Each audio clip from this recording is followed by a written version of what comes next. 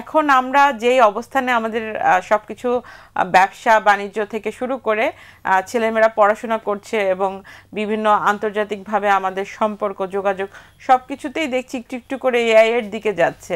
একটু যদি বলতেন যে আমরা এখন এআই এর দিক থেকে কোন অবস্থানে আছি? আমাদের অবস্থান আসলে বাংলাদেশে যদি অবস্থান বলি তাহলে আমি বলবো যে প্রাথমিক পর্যায়ে আমরা আছি।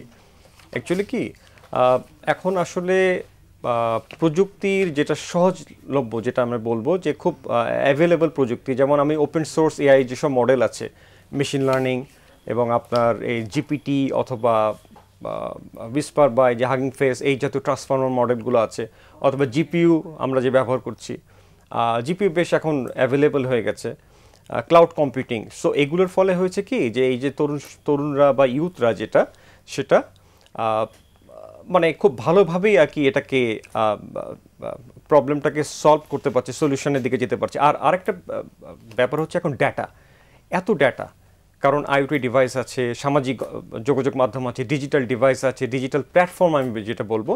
সো এত ডাটার কারণে হচ্ছে কি, তো আমাদের এই যে এগ্রিকালচার বলি, হেলথ সেক্টর বলি, বা শিল্প বাণিজ্য অর্থনীতি, কোথায় মানে সব জায়গা থেকে আসলে ডাটা সম্ভব।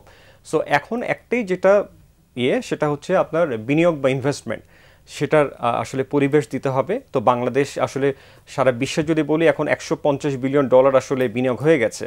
সো বাংলাদেশ কেন পিছিয়ে থাকবে? সো যদি চতুর্থ শিল্প বিপ্লব যেটা বলি এটার সাথে যদি বাংলাদেশকে থাকতে হয়, তাহলে আসলে সময় এখনই, যাতে বাংলাদেশ পিছিয়ে না পড়ে। কারণ বাংলাদেশের যে স্টার্টআপ বাংলাদেশ বলি বা আইডিয়া প্রজেক্ট বা অনেক অ্যাক্সেলারেটর প্রোগ্রামগুলো আছে, তারা কিন্তু বেশ ইনভেস্টমেন্টে যাচ্ছে আস্তে আস্তে।